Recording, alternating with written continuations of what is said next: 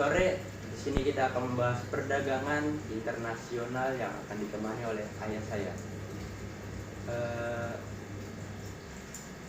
Di sini kita akan membahas apa sih bentuk dari perdagangan internasional itu? Ya, sebelum ke bentuk dan jenisnya, kita harus paham dulu apa itu perdagangan internasional, maaf ya. Perdagangan internasional adalah kegiatan jual beli antar negara yang dilakukan antar negara.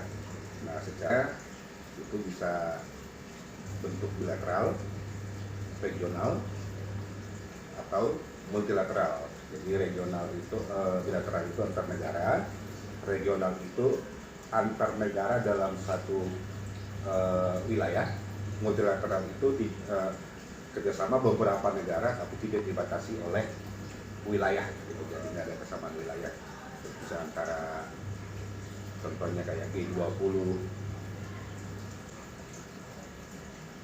Lalu selanjutnya apa saja sih jenis perdagangan internasional? Jenis-jenisnya yang paling sering terjadi sekarang itu adalah ekspor impor.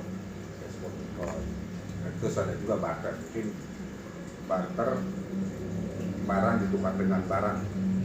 Nah, itu ada beberapa bentuknya juga, ada yang payback barter, ada direct barter.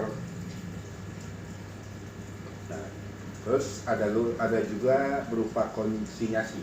Jadi barang dikirim dari satu negara ke negara lain, nanti setelah barang itu nyampe baru dijual di sana. Border crossing itu artinya penjual dari satu negara langsung berjualan di negara lainnya. Ini mungkin dengan wilayah negara yang berbatasan langsung. Ini pernah terjadi juga antara Indonesia dengan Timur Leste, Indonesia dengan Malaysia, di perbatasan langsung di Kalimantan. Lalu untuk barter, mungkin nggak sih kalau sekarang itu pasti pakai barter? Masih ada beberapa tipe perdagangan barter yang dilakukan.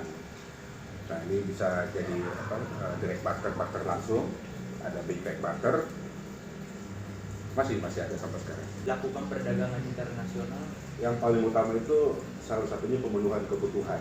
Jadi pemenuhan kebutuhan mungkin suatu bahan yang mau dipasarkan ini tidak ada di suatu negara, tapi negara lain butuh. Yang kedua, kebutuhan devisa. Jadi dengan menjual barang ke negara lain atau ekspor barang ke negara lain, itu ada devisa penambahan. Itu akan meningkatkan persaingan di antar negara. Jadi ada keunggulan kooperatif di situ. ya. Selanjutnya apa sih dampak positif dari perdagangan internasional? Dampak positifnya itu yang paling utama adalah stabilitas ekonomi nasionalnya semakin bagus. Dan kedua, mendorong pertumbuhan teknologi di satu negara, meningkatkan devisa, terus meningkatkan kualitas hidup masyarakat dan mempererat hubungan antar negara. Nah, tadi kan dampak positifnya nih. Ada nggak sih dampak negatifnya? Jelas ada. Dengan banyaknya barang yang masuk dari luar, jadi harga produksi dalam negeri sendiri bisa kalah, bisa jadi rendah gitu. Yang kedua, ada ketergantungan nanti dengan orang lain gitu.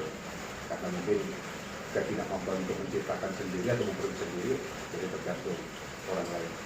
Terus ancaman ekonominya bisa semakin rendah apabila tidak mampu bersaing dengan negara lain. Yang kedua, Jadi begitu ya. Untuk industri sendiri, menurut saya gimana tuh? untuk Indonesia, Indonesia harusnya meningkatkan ekspor di bidang industri teknologi, bergerak. Kalau selama ini kan Indonesia banyak ekspor itu bahan-bahan alam, kekayaan alam.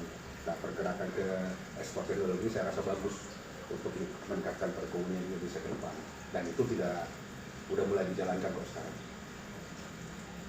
Jadi begitulah pembahasan kita tadi tentang perdagangan internasional, dari mulai bentuk-bentuknya, jenis-jenisnya, penyebab, faktor pendorongnya, manfaat perdagangan internasional, dan dampak positif negatifnya. Dan terima kasih juga untuk narasumber kami. Ya. Sampai jumpa lagi.